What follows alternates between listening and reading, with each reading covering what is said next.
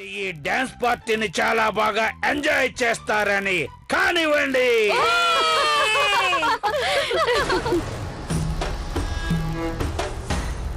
ఇది ఈ రోజు మన పార్టీ స్టైల్.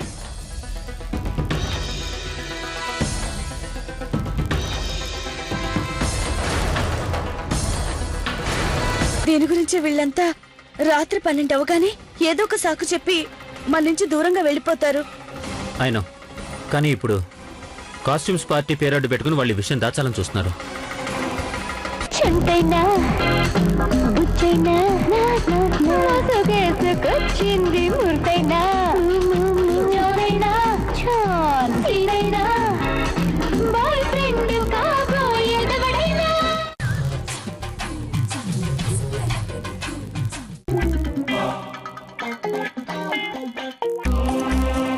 మీనాక్షి, ఒక మాట చెప్పనా? నాకు చాలా సరదాగా ఉంది. గౌరక్క, నిజం చెప్పండి, మొదట మీరు చాలా భయపడ్డారు కదా? కొంచెం భయపడ్డాను. నమస్కారం. నమస్కారం. నమస్కారం. మేం మిమ్మల్ని గుర్తుపట్టలేదు. తెలుసు, మీరెవరో మాకు తెలియదు, కానీ మనందరం ఒకే గ్రూప్ కదా. గ్రూపా? గ్రూప్ అంటే మీరెలాగో మేం కూడా అలాగే. నాకు అర్థమైంది. మీరనేది మీరు మేము హౌస్ వైఫ్స్ అనే కదా. దయచేసి ఇంటిని గుర్తు చేయకండి ప్లీజ్. Oh so sad. మీరు చూడటానికి చాలా యంగ్ గా కనిపిస్తున్నారు. నిజంగా? Of course. మరి నేను? మీరు కూడా చాలా Of అందంగా course. ఉన్నారు. కానీ మీరు మా గ్రూప్ లో ఎప్పుడు జాయిన్ అయ్యారు? అది మేము వచ్చి 10 ఏళ్ళు అయిపోయిందండి. 10 సంవత్సరాల?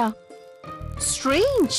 కానీ మమ్మల్ని ఒక్కసారి కూడా కలవలేదు. అంటే మీరిద్దరూ మా ఇంటి వైపు రావటం తక్కువై ఉంటుంది. కానీ మీ ఇద్దరు చాలా యంగ్ గా కనిపిస్తున్నారు. అయినా మీరిద్దరు ఇంత త్వరగా మా గ్రూప్ లోకి ఎందుకు జాయిన్ అయ్యారు? ఎందుకు? మీ గ్రూపా లేక ఈవిడి గ్రూపా? ఓ ఓ నా ఉద్దేశం.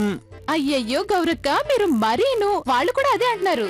అది ఏంటంటే మరే లేదండి, అమ్మా నాన్న పంపించేశారు, వచ్చేసాం.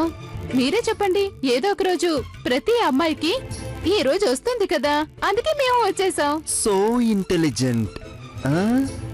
వావ్. Oh love you. ఇంతకీ మీ ఇద్దరు మీ పేర్లు ఏమని చెప్పారు? అది మేము ఇంతవరకు పేర్లు చెప్పలేదు కదా, కానీ ఇప్పుడు చెప్పేస్తాం. నా పేరు క్రిస్టియన్ డిజౌజా.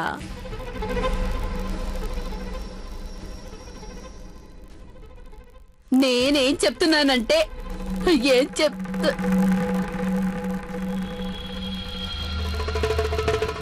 మీరు ఎవరి తరఫు నుంచి వచ్చారు? నా ఉద్దేశం ఏంటంటే అమ్మాయి తరఫు నుంచా లేక అబ్బాయి తరఫు నుంచా? అంటే బాబు క్రిస్టియా, మీరు ఇలా ఇక్కడ ఎలా? సర్లేండి. అమ్మ గౌరీ, మీనాక్షి, వీళ్ళు మాకు బంధువులు.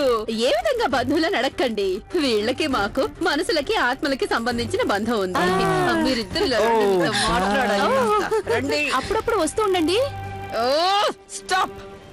అయినా మీరిద్దరు ఇక్కడికి ఎందుకు వచ్చారు? ఎలా వచ్చారు? మిమ్మల్ని రమ్మని ఎవరు పిలిచారు? హూ ద వెల్కమ్ యూ చెప్పండి నాకు. తనే రమ్మని పిలిచింది, ఇన్వైట్ చేసింది. yes.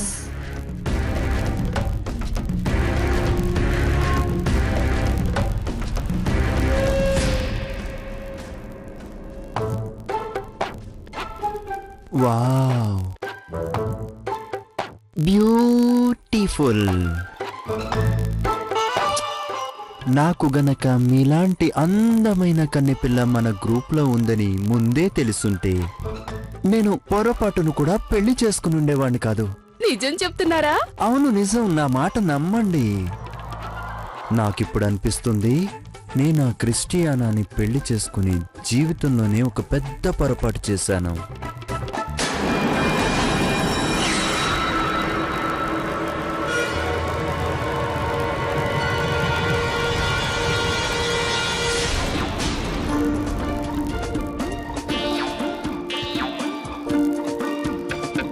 పొరపాటు చేసావా? నన్ను పెళ్లి చేసుకుని పొరపాటు చేసావా? అరే, నా మాట విను. అరే, నేను చెప్పేది విను.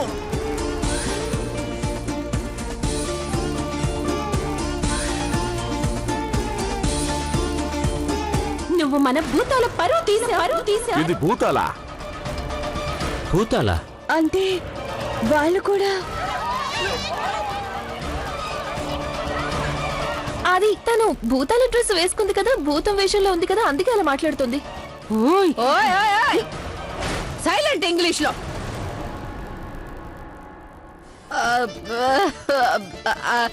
అది వదిన గారు పొరపాటు జరిగిందండి. సారీ చెప్తున్నాను. ఏంటి ఏంటి మీరు చేస్తున్న పని? వెళ్ళండి, ఇక్కడి నుంచి వెళ్ళండి. వెళ్ళండి. చూడండి, మీరు పార్టీ ఎంజాయ్ చేయండి, నేను ఇప్పుడే వస్తాను. కొంచెం కూడా మర్యాద తెలీదు. అవునత్తయ్య, పిన్ని గారేమో వాళ్ళు తమ బంధువులని చెప్పారు. బంధువులు ఎవరైనా ఇలా చేస్తారా? పార్టీలో మర్యాద లేకుండా ప్రవర్తించారు. లవ్లీ, చూడు సత్య, నేను కల్లో కూడా ఎప్పుడూ ఊహించనే లేదు నా చెల్లెలవైన నువ్వు నీ మేనకోడలి పెళ్లి చెడగొట్టడానికి ఇంత నీచానికి దిగజారుతావా నువ్వు? నేనెంత నీచమైన పనైనా చేస్తానన్నయ్య. పెళ్లి కన్నా ముందు వీళ్ళందరికీ నిజం తెలియాల్సిందే. మనందరం భూతాలమని, మన కుటుంబం చచ్చి కూడా బతుకుతున్న ప్రేతాత్మల కుటుంబం అని. మీరు ఇంకో విషయం గుర్తుంచుకోండి, ఈ కుటుంబంలో అందరికీ తెలిసాక వాళ్ళు మనల్ని ఏం చేస్తారో తెలియదు.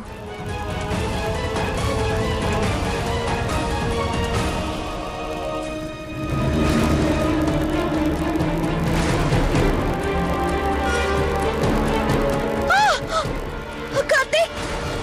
కార్తీక్! కార్తీక్! కార్తీక్! ఏమైందమ్మా? ఏమైంది? అంకుల్, ఆంటీ అది మెట్ల మీద నుంచి జారి పడిపోయారు.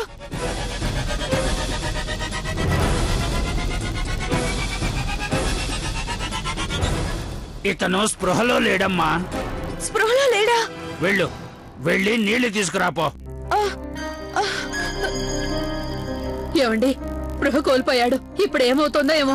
ఒక పని చేస్తాను, నేను అత్తయ్యని మావయ్యని పిలుచుకుని వస్తాను. కావేరి, ఆగమ్మా, ఆగు. ఏమైంది? అరే, వాళ్ళు పైన పార్టీని ఎంజాయ్ చేస్తున్నారు. విషయం తెలిసి చాలా భయపడతారు. అంతేకాదు, వాళ్ళకి విషయం చెప్పి తీసుకొచ్చేసరికి చాలా ఆలస్యం అయిపోతుంది. తనకి లోపలే గాయమై రక్తం కారుతుందేమోనని నాకు భయంగా ఉంది. ఇతన్ని వెంటనే హాస్పిటల్ కి తీసుకెళ్ళాలి. అన్నయ్య, మీరు కొంచెం ఆలోచించండి. ఇతను పడిపోక ముందు ఆ మెట్ల మీదే ఉన్నాడు. చాటు నుండి మన మాటలన్నీ విన్నాడు, నేను చూశాను. స్పృహలోకొచ్చాక ఇతనందరికీ మన గురించి నిజం చెప్పాడనుకోండి, అప్పుడు ఏది జరిగితే జరుగుతుంది. ఇతన్ని ఇలాంటి పరిస్థితిలో విడిచిపెట్టి ఎలా వెళ్ళగలం? మహా అయితే ఏం జరుగుతుంది? మన అమ్మాయిని ఈ ఇంటి కోడలుగా ఒప్పుకోరు, అంతేగా? కానీ ఇతను ప్రాణాలతో ఈ లోకానికి తిరిగి రాలేడు. మాకు ముక్తి లభించకపోయినా మరేం పర్వాలేదు.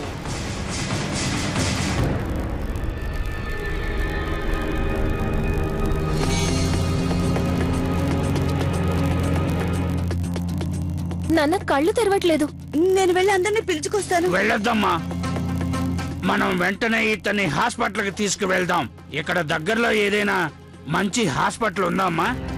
కానీ మీరు త్వరగా సమాధానం చెప్పమ్మా. ఇలాంటి సమయంలో ప్రతి క్షణం విలువైందే. షార్ట్ కట్ రూట్ ఉంది. టెంపుల్ పక్క సందులో నుంచి వెళ్ళాలి, కానీ అక్కడ దారి చాలా చిన్నది. కారు వెళ్ళదా అంటే? టెంపుల్ పక్క నుంచా? అయితే అమ్మా, మనం ఇప్పుడు కాలినడకన వెళ్లాల్సిందే మరి. అన్నయ్య, మీరు ఒక విషయం మర్చిపోయారు. మనం టెంపుల్ రూట్ లో నుంచి వెళ్ళలేం కదా. చూడు గాయత్రి, నువ్వు సత్యతో ఇక్కడే ఉండి ఇంట్లో వాళ్ళని చూసుకో. కార్తీక్ ఏం జరిగిందనేది డాక్టర్ గారు మనకు చెప్పేంత వరకు నువ్వు ఈ విషయాన్ని ఎవరికి తెలియనివ్వకూడదు. ఎవరు ఏం అడిగినా సరే ఏదో రకంగా వాళ్ళకి సమాధానం చెప్పేయ్. పదమ్మా. పదండి.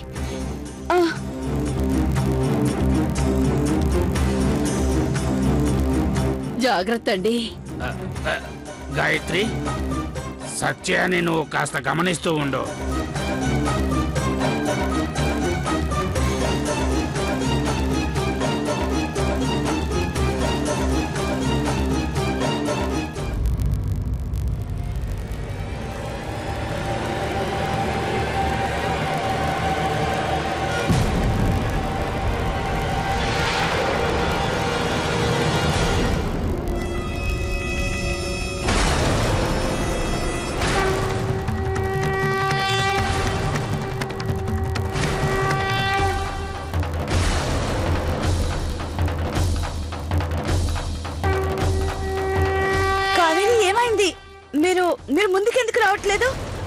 అంకుల్ మీరేనే చెప్పండి, ఏమవుతుంది మీకు?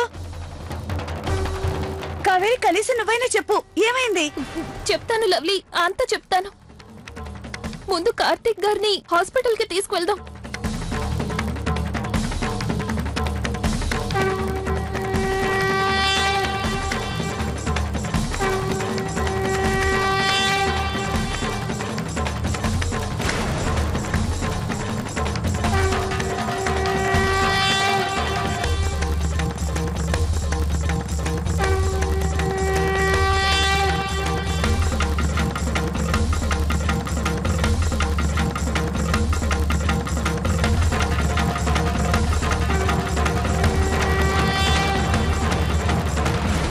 ఓ పరమేశ్వర, నువ్వే కాపాడాలి తండ్రి. తనకేం కాకూడదు. డాక్టర్ గారు ప్లీజ్ ఇతన్ని కాపాడండి. మీరు ఇలాంటి డ్రెస్ వేసుకొని వచ్చారేంటి? అది మరి డాక్టర్ గారు, అదేమీ లేదండి, మేము పార్టీ చేసుకుంటున్నాం, అందుకనే ఇలాంటి వేషాలు వేసుకొని వచ్చాము. ఈయన పార్టీలో కళ్ళు తిరిగి పడిపోయారు. ఏమైందో కాస్త చూడండి.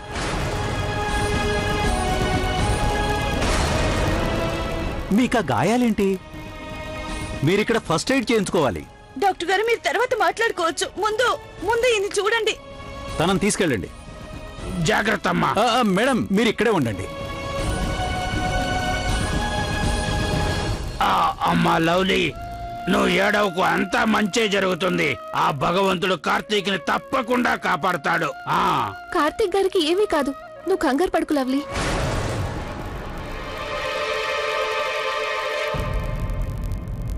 బాబు ఉమేష్, లవ్లీ కార్తీకులు కనిపించడం లేదు. అవునా? నేను చాలాసేపటి నుంచి చూస్తూనే ఉన్నాను, వాళ్ళిద్దరూ ఇంట్లో లేరు. నువ్వు ఇల్లంతా చూసావా? చూశాను. విచిత్రంగా ఉంది. ఇంత రాత్రి వేళ వాళ్ళు ఎక్కడికి వెళ్ళుంటారు? ఏమండి, కావేరి వాళ్ళ అమ్మా నాన్న కూడా కనిపించడం లేదు. వీళ్ళందరూ ఎక్కడికి వెళ్ళుంటారు? అదిగో వచ్చేసారు అన్నయ్య గారు. నేను ఆ విషయం చెప్పడానికి వస్తున్నాను. అది కావేరి, లవ్లీ, కార్తీక్ ఇంకా మా ఆయన అందరు కలిసి హాస్పిటల్ కి వెళ్లారు.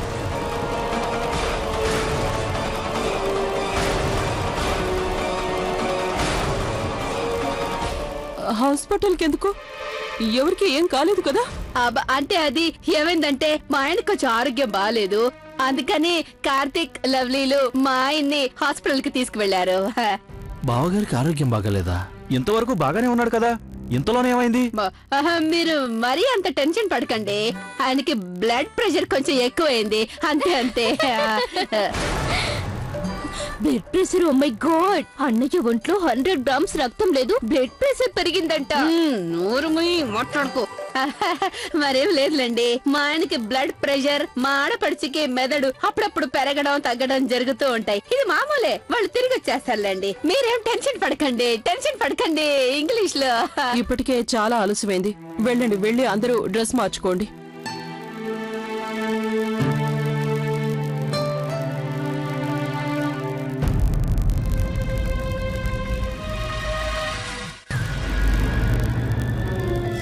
డాక్టర్ గారు,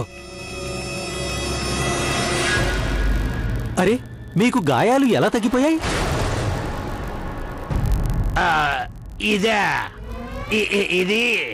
ఇదంతా మేము వేసుకున్న మేకప్ అండి. ఇందాకే మీకు మేము చెప్పాం కదా, మేము పార్టీ నుంచి వచ్చాము అని. అక్కడ ఇవన్నీ అంటించుకోక తప్పలేదు. డాక్టర్ గారు, అవన్నీ తర్వాత, ముందు మీరు చెప్పండి, కార్తీక్ గారికి ఇప్పుడు ఎలా ఉంది? ఆయనకి ప్రమాదమేం లేదుగా? ఆయనకేం ప్రమాదం లేదు, స్పృహలోకి వచ్చారు. భగవంతుడా, మీరు అతను చూడొచ్చు, రండి. పదలవులి, పదండి నాన్న, వెళ్దాం. ముందు నువ్వు పదమ్మా.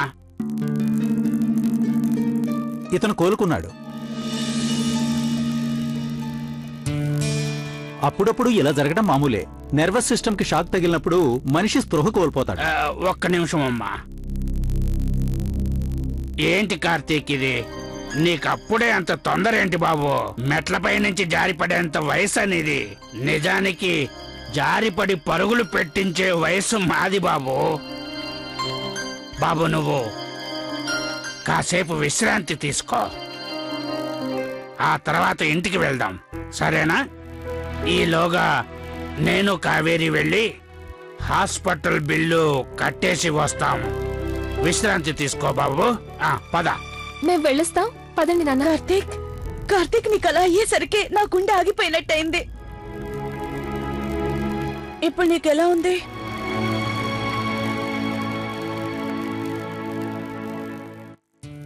నాకు ఇంట్లోనే స్పృహ వచ్చింది లవ్లీ. ఏంటి?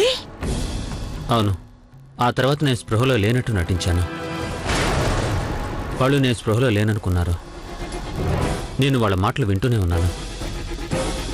లవ్లీ వీళ్ళు చాలా మంచివాళ్ళు. వీళ్ళు నన్ను కాపాడడం కోసం తమ ప్రాణాలు పణంగా పెట్టారు. లవ్లీ వీళ్ళు తలుచుకుంటే నన్ను అక్కడే వదిలేసి ఉండేవారు. కానీ వాళ్ళు అలా చేయలేదు. ఎందుకో తెలుసా? ఎందుకు కార్తీక్? ఎందుకంటే వాళ్ళకి మానవత్వం ఉంది.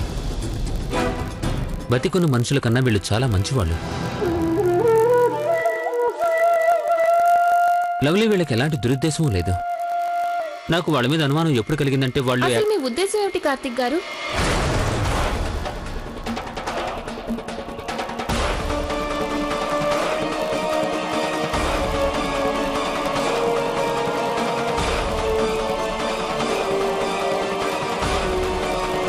మీకెలాంటి దురుద్దేశమూ లేకపోవచ్చు, కానీ నేను చాలా రోజుల నుండి గమనిస్తూనే ఉన్నాను. మీ ఇద్దరికీ కూడా మా కుటుంబం మీద అనుమానంగా ఉంది.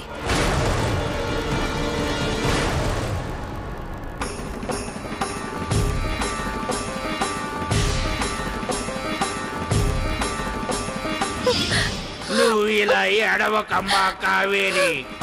మన ఫ్యామిలీ అంతా కలిసి నీకు వరుణ్ణి వెతుకుదాం.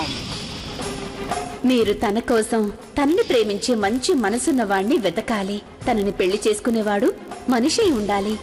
అలాంటి వాడితో తన వివాహం సంపూర్ణం కాగానే తను మామూలు మనిషి అయిపోతుంది. మీ ముగ్గురికి ముక్తి లభిస్తుంది.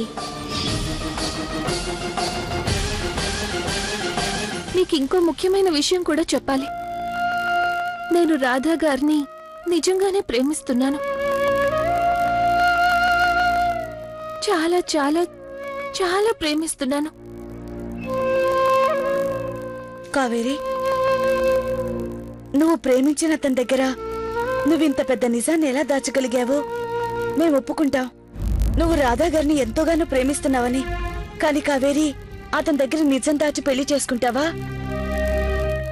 అది ప్రేమ అవ్వదు, మోసం అవుతుంది.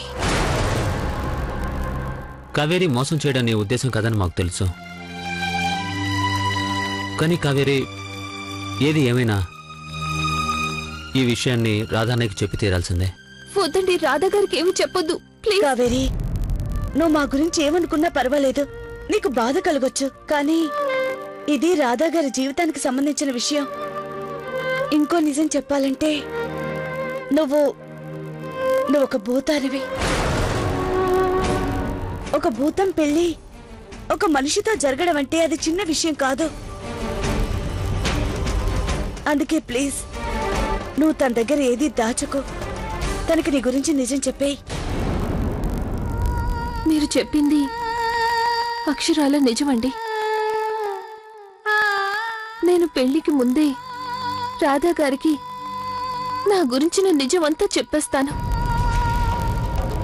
ఆ తర్వాత ఆయన ఈ పెళ్లికి ఒప్పుకుంటారో లేదో అది ఆయన ఇష్టం.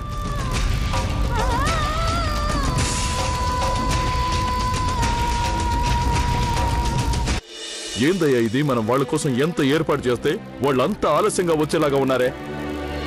అన్నిటికంటే ముఖ్యంగా ఇప్పుడిప్పుడే నిశ్చితార్థమైన వాళ్ళు ఎదురుచూపులు చూడడం చాలా కష్టం. ప్రతిదానికి నువ్వు అక్కడే లింక్ పెడతావా?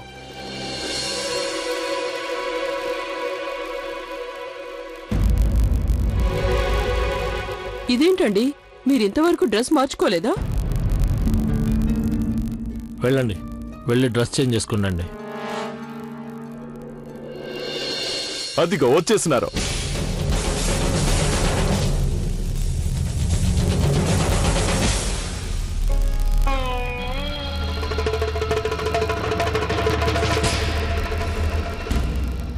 అన్నయ్య గారు, ఇప్పుడు మీకెలా ఉంది? నువ్వు కొంచెం కూడా బాధ్యత లేకుండా ప్రవర్తించావు కార్తీక్. ఎవరికి చెప్పకుండా, ఎవరిని అడగకుండా అలా వెళ్ళిపోతారా? ఇంట్లో అందరూ నీకోసం ఎంత కంగారు పడ్డారో నీకు తెలుసా? సత్య కొంప ముంచేసినట్టుంది. ఒకవేళ అందరికీ నిజం చెప్పేసిందా? యాక్చువల్లీ అసలు ఏం జరిగిందంటే నాన్న, ఆ, ఎవరికి చెప్పేంత టైం కూడా నాకు లేదు. ఇక లవ్లీ నువ్వు అది మీరు వాళ్ళని ఏమీ అనకండి చెల్లాయ్. ఇందులో వాళ్ళ తప్పేమీ లేదు. ఎవరికి ఈ విషయం చెప్పొద్దు అని నేనే చెప్పాను. అవునత్తయ్య, మీరు అనవసరంగా టెన్షన్ పడకండి. మేము ఇంటికి వచ్చేసాం కదా. ఇంకా కార్తీక్ కూడా పూర్తిగా కోలుకున్నాడు. కార్తీక్ కోలుకోవడం ఏంటి? హాస్పిటల్ కి అన్నయ్య గారి కోసం కదా వెళ్ళారు.